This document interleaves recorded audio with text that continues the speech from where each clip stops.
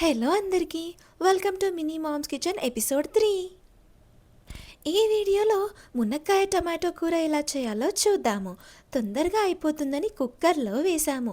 దీనికోసం ముందుగా 1 table spoon oil వేసి అది వేడెక్కిన తర్వాత ఎండుమిరపకాయ, ఆవాలు, జీలకర్ర, కొద్దిగా పసుపు, ఇలా కట్ చేసిన ఉల్లిపాయలు వేసి అవి కొద్దిగా వేగిన తర్వాత గుప్పెడు మెంతి కూరని చిన్నగా కట్ చేసి వేయాలి.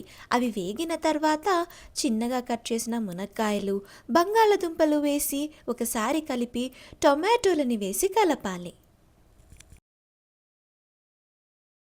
నెక్స్ట్ ఇందులో రుచికి సరిపడా ఉప్పు, కారం వేసి మొత్తం కలిసేంత వరకు కలిపి కుక్కర్ మూత పెట్టేయాలి.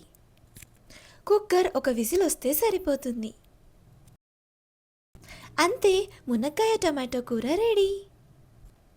మీరిందులో కావాలంటే వెల్లుల్లిపాయలు లేదా అల్లం వెల్లుల్లి పేస్ట్ వేసుకోవచ్చు. మేమిక్కడ వెయ్యలేదు.